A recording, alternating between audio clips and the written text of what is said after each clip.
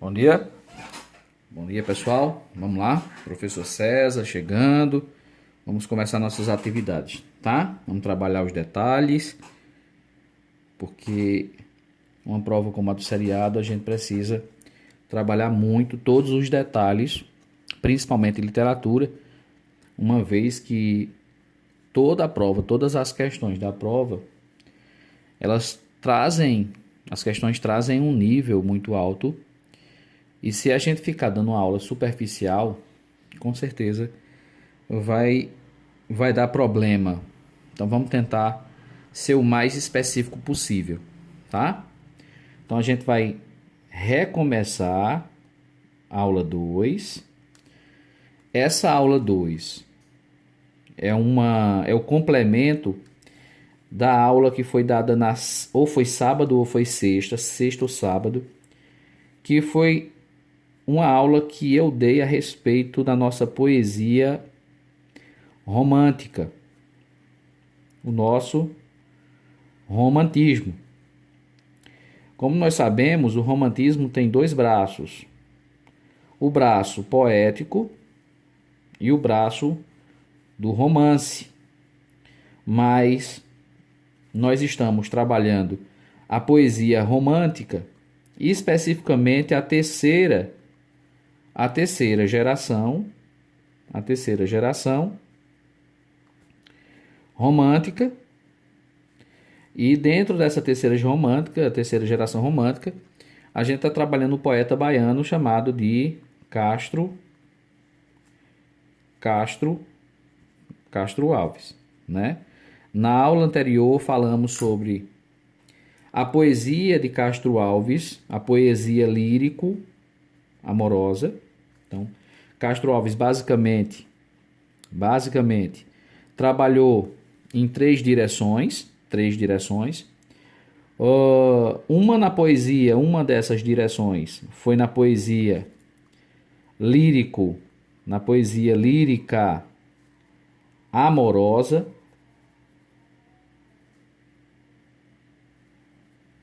Na poesia lírica amorosa. E aí trabalhamos na aula passada, um livro dessa poesia que representa essa poesia castro-alvina, né? A poesia é representada por espumas flutuantes.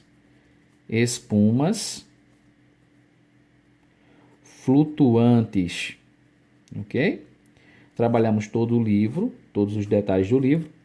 Hoje, uma segunda vertente castro-alvina é a vertente da sua poesia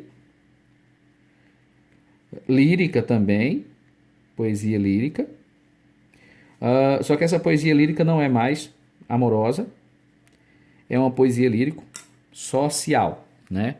No início da aula eu disse que Castro Alves tinha três vertentes, e tem três vertentes sim. A terceira vertente é uma vertente não poética.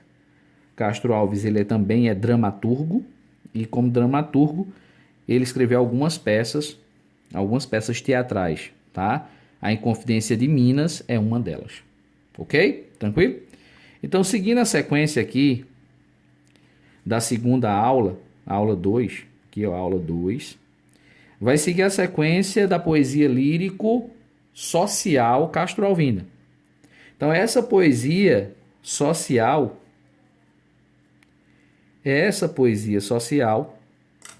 que me interessa na aula de hoje. Mas para entender a poesia social de Castro Alves, a gente precisa entender o Brasil.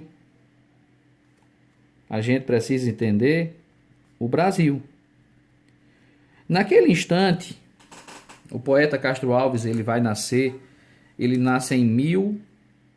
Castro Alves nasce em 1847, né? Já pertinho ali da metade do século XIX. Então o Brasil neste momento vive algumas situações sociais. A gente vive um problema, um conflito. Político. Sim, um conflito político. político e ideológico entre o Partido Liberal e o Partido Conservador. Nós vivíamos há pouco tempo, né, as revoltas regenciais. Vivíamos naquele momento um golpe. O Brasil teve um golpe chamado golpe da maioridade, que foi colocado Dom Pedro II no poder. O Partido Liberal derrubou o Partido Conservador e colocou no poder o Dom Pedro, quase 15 anos de idade, no poder. Tínhamos também uma questão muito forte abolicionista,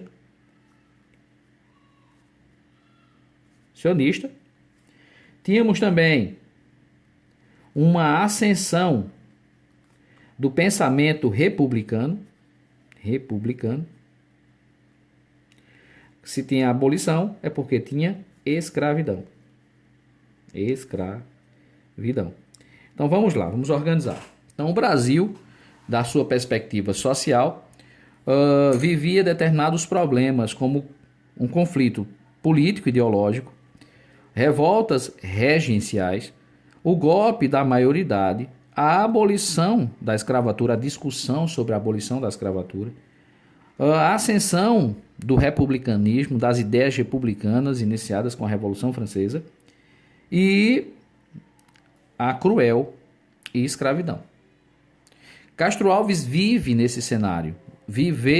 nesse cenário, nesse Brasil que quer mudança. E essa mudança desejada pelo país, sobretudo por uma elite, uma ascensão burguesa, né, de uma elite burguesa, esse desejo de mudança atingiu a poesia, atingiu a prosa, mas na poesia atingiu Castro Alves. Castro Alves, como consequência desses conflitos, dessas mudanças de pensamento em meados do século XIX, Castro Alves escreve um livro póstumo,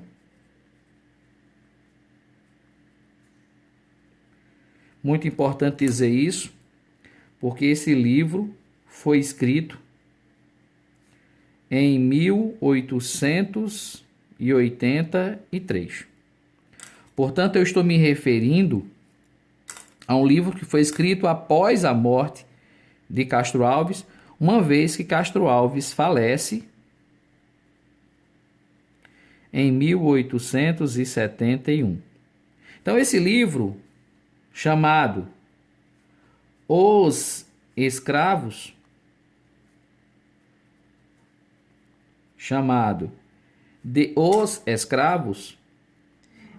é uma coletânea de todos os poemas sociais de Castro Alves. É uma coletânea. Hoje, quando a gente vai estudar para uma prova como a da UPE, Seriado 2, essa obra entra na antologia poética de Castro Alves. Basicamente, a antologia de Castro Alves, antologia significa o que o poeta tem de melhor. Então, o que é que o poeta tem de melhor reunido? A sua antologia, que é representada basicamente por 3 obras: Espumas Flutuantes, Os Escravos e o seu teatro. O seu teatro também pode ser objeto de questões. Sem contar também com Cachoeira de Paulo Afonso. Mas Cachoeira de Paulo Afonso é uma obra que inicialmente estava dentro da obra dos escravos, tá? Então, Cachoeira de Paulo Afonso, para aquele poema épico importante, foi escrito para ser publicado junto de Os Escravos, tá? Então, continuando. Esse poema Os Escravos, escrito em 1883, não é um poema. É um livro que reúne várias poesias. Então, o número de poesia desse livro, a quantidade de livros de poesias, de poemas nesse livro, são 34. Então, Se você amanhã tiver a vontade de comprar esse livro, você vai encontrar dentro desse livro 34 poemas. Todos eles com cunho, com teor social. Mas, como a gente está estudando uma antologia, como se o que é uma antologia, o que se quer é um estudo dos melhores poemas Castro Alvino, não dá para falar em antologia e esquecer ou não ensinar 2 poemas que estão dentro e pertencem a essa obra, Os Escravos. Então, o primeiro poema, lembra que Os Escravos é o nome do livro. Dentro desse livro possui 34 poemas. O poema 24 e o poema 34 são com certeza os mais importantes poemas desse livro. O primeiro poema, o 24, é Navio Negreiro. Navio Negreiro. Navio Negreiro. É o primeiro. O segundo, o 34, o último, é Vozes. Vozes da África. Vozes da África. Um outro ponto importante também sobre esse livro Os Escravos, lembra que eu disse que ia trabalhar só os detalhes, não foi? É que essa obra é uma obra inacabada. Ela não foi finalizada. É uma obra inacabada. Cuidado com questões de prova na UPE. Foi uma obra inacabada. Inacabada. Ok? Então, cuidado com o UPE com esse detalhe. Mas os poemas que nós iremos trabalhar na aula de hoje é o poema Navio Negreiro e Vozes da África. Respectivamente, presta atenção.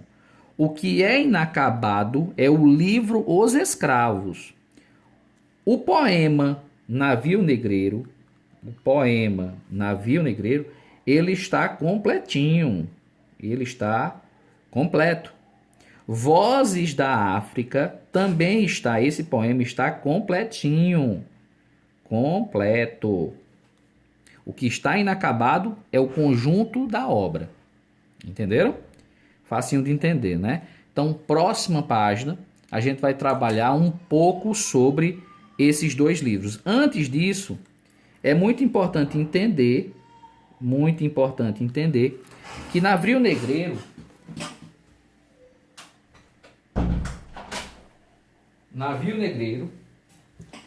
foi uma obra que foi dividida em capítulos.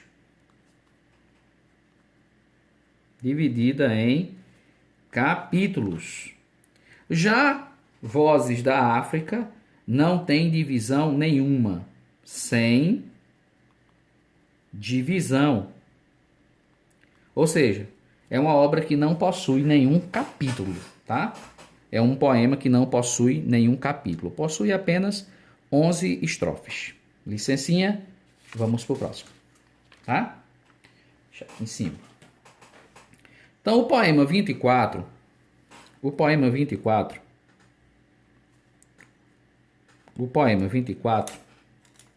Navio Negreiro,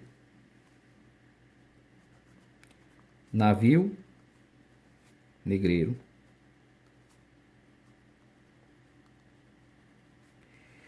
Negreiro é um poema social, Castro Alvino. É um poema social de Castro Alves. É um poema que é tido como um poema abolicionista. O tema central desse poema é a escravidão.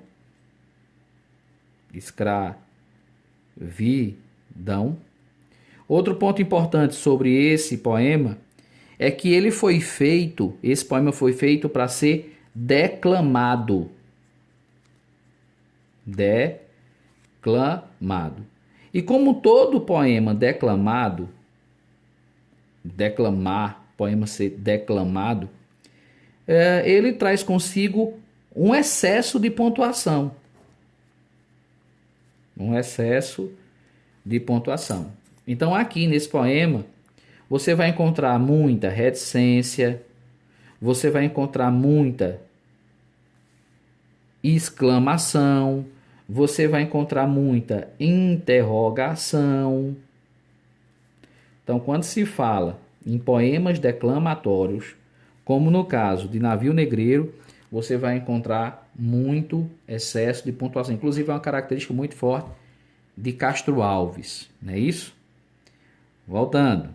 Então, Navio Negreiro é um poema que foi escrito em capítulos. São exatamente 6 capítulos. São 6 capítulos. O primeiro desses capítulos, vamos estudar assim. Vamos estudar uma parte técnica, estrutural e uma parte temática, tá? Então a gente vai discutir aqui o enredo. Professor, o senhor tá meio louco. Como é que o senhor fala em enredo se o senhor está falando em poema? Não podemos esquecer que esse poema, Navio Negreiro, é tido como um poema, isso é muito importante para o UPE, um poema épico, ok? É tido como um poema épico. E como poema épico, é um poema, como todo poema épico, é um poema narrativo. Existe uma narração, está acontecendo uma ação. Então a gente trabalha o enredo e trabalha a estrutura.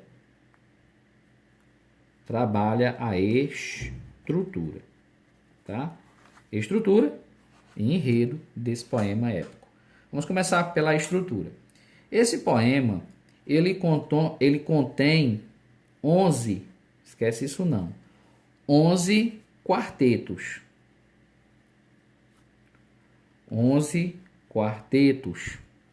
Todos eles decassílabos. Deixa eu explicar isso. Decassílabos. Ok? Então você vai encontrar nesse poema mais ou menos essa estrutura. Uma estrofe com 4 versos. Só que você vai encontrar nesse livro 11 estrofes, 11 estrofes. Isso é uma estrofe. 11 estrofes. Todas elas com 4 versos. Por isso, 11 quartetos. 11 estrofes de 4 versos. E todos eles, a sua métrica corresponde a 10 sílabas poéticas. Todos eles, desse primeiro capítulo, é regido por essa estrutura poética. 11 quartetos, decassílabos. O enredo representa uma voz. Uma voz, não dá para identificar a voz, não podemos dizer que é a voz de Castro Alves. O que nós podemos dizer é que essa voz é o meu eu lírico, é o nosso eu lírico. E essa voz que aparece nessas 11 estrofes, é uma voz de alguém que observa a travessia da nau. Então entenda, veja só. Eu tenho aqui uma voz, representada evidentemente por uma pessoa. Não sabemos que pessoa é essa. Essa pessoa, ela está observando determinado navio. Esse navio que está sendo observado por esse poeta, que está no Brasil, ele está percebendo uma transição, uma travessia. Esse navio está realizando uma travessia. Uma travessia. Então, o que é que esse poeta, nesse primeiro capítulo, enxerga? Ele enxerga o oceano, ele enxerga o céu, ele enxerga o navio em um processo de travessia. O olhar desse telespectador, desse observador, é um olhar sempre muito carinhoso, sempre muito simpático. É um olhar muito simpático aquele movimento. Ou seja, o que é que esse observador enxerga naquele navio, naquela transição, naquela travessia, naquela viagem? Ele enxerga de longe, ele enxerga apenas romantismo. Ele enxerga de forma romântica aquela travessia. No segundo capítulo, vai mudar agora aqui. No segundo capítulo, capítulo 2, vamos trabalhar todos os capítulos. Capítulo 2, a estrutura é um pouquinho diferente. Você vai encontrar a estrutura de quatro décimas,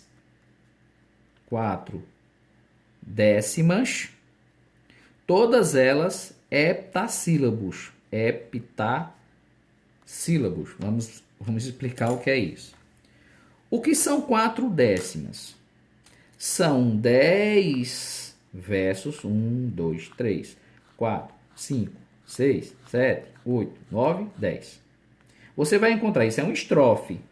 Isto aqui é uma estrofe. Você vai encontrar, isso é um estrofe, você vai encontrar 4 estrofes, e cada uma dessas estrofes com 10 versos, 4 décimas. E todos esses versos, eles são feitos de forma heptassílaba. Heptassílaba significa que tem 7 sílaba poética. E como tem 7 sílaba poética, esse verso só pode ser um verso chamado de redondilha. Redondilha maior. Redondilha maior porque tem 7 sílabas. Então, aí, no segundo capítulo, já diz muita coisa sobre esse livro Os Escravos, ou sobre esse poema Navio Negreiro. O que é que diz a partir desse segundo capítulo? Diz que a estrofação, o processo de estrofação, ela é irregular. Ok? Então tem uma estrofação irregular. Quando a gente está lendo, por exemplo, Camões, Os Lusíadas, todos os versos seguem a mesma estrofação. Todos são versos decassílabos. Todos. Entendeu? Então, se eu tenho aqui um verso decassílabo, tem um verso heptassílabo, então eu só garanto que Navio Negreiro não é uma obra de estrofação regular. É de estrofação irregular. Ok? Tranquilo? Mas aí você me pergunta, César, mas e o enredo? E o enredo desse poema? O enredo do capítulo 2, ele começa a imaginar essa voz, começa a imaginar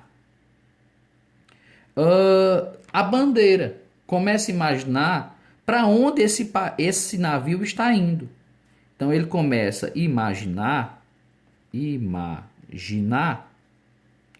de onde esse navio é. Então ele se preocupa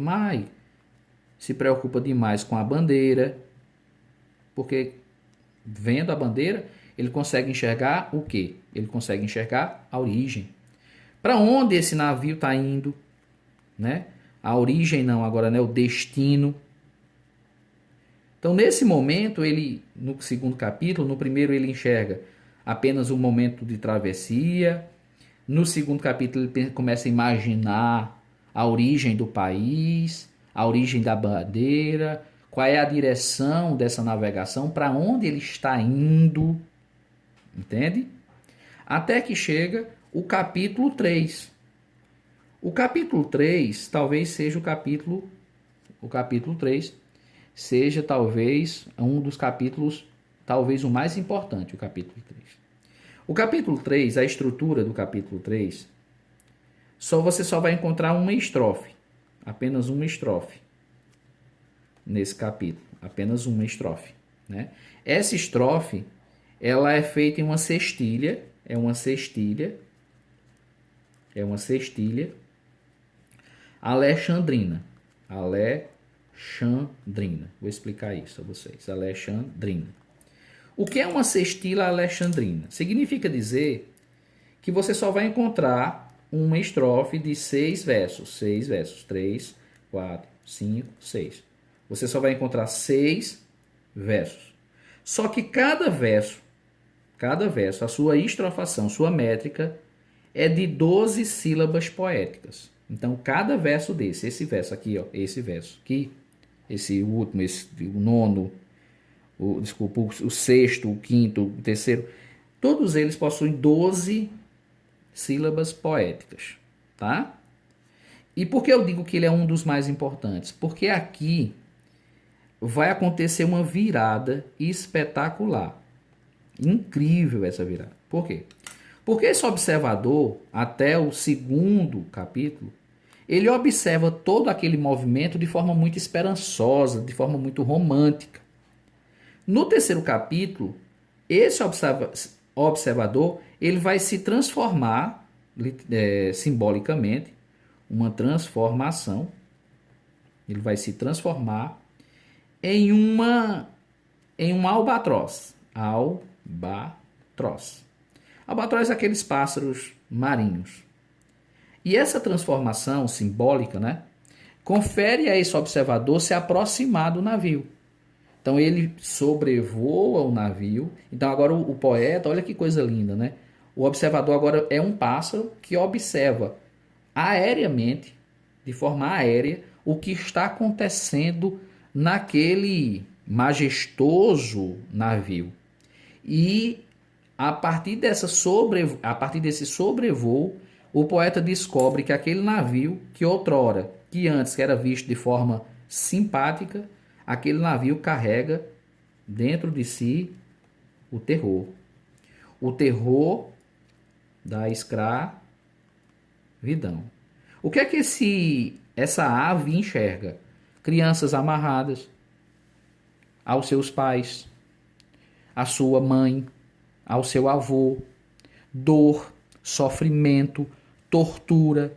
Então, o terceiro capítulo é um capítulo da revelação que aquele navio não carrega consigo esperança, carrega consigo sofrimento, dor e tortura.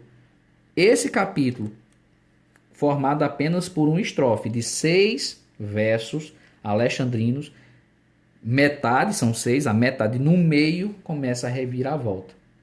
Ok? No capítulo 4, quarto capítulo,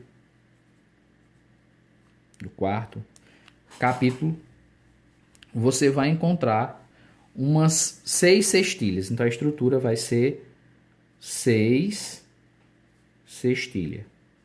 6 cestilha. Ok? Então você vai encontrar isso aqui. 1, 2, 3, 4, 5, 6. Isso é uma cestilha. Você vai encontrar 6 estrofes. 1, 2, 3, 4, 5, 6. 1, 2, 3, 4, 5, 6. 2, 3. Reticência. Então você vai encontrar 6 estrofes, cada uma em forma de cestilha. Tranquilo até aí? E o enredo do quarto capítulo, ele vai descrever, aí começa as descrições. Esse poeta, depois de transformado em pássaro, retornou à forma humana e ele começa a fazer as descrições, ele começa a descrever o que ele enxergou, o que ele vê, ou o que ele viu. Então ele vai descrever o sofrimento dos negros, a dor dos negros, entende? Dentro da embarcação. Olha que poema interessante, né?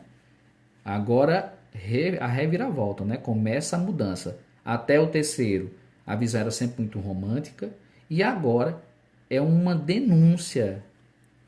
O que você vai encontrar basicamente aqui é uma denúncia ao que se passava dentro de cada barco, de cada navio daquele. Ok? É por isso que a partir do quarto poema, nós consideramos que isso é uma poesia pré-realista. E aqui sim contém uma das características mais importantes de Castro Alves, a abolição, a defesa da abolição da escravatura. Ok? No quinto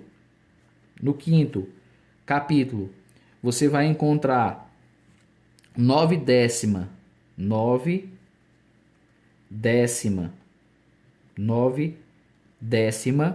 heptassílaba.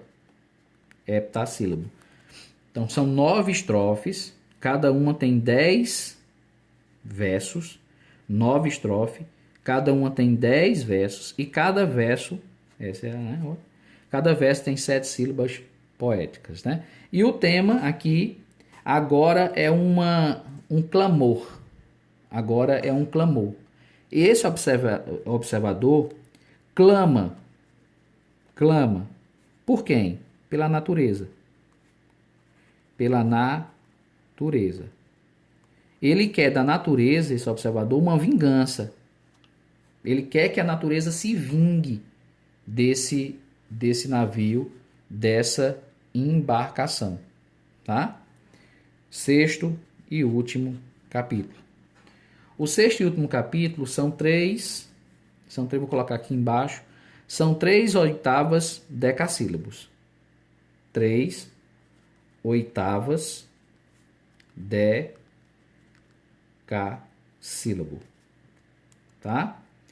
E é o último capítulo, são 6, então ele vê, nesse último momento, ele enxerga, deixa eu mudar aqui a iluminação, ele enxerga, nesse último capítulo, a bandeira.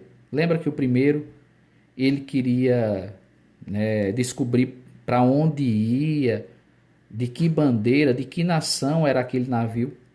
Então ele descobre, esse observador, ele descobre a nacionalidade, a nacionalidade daquela embarcação, daquele barco, daquele navio.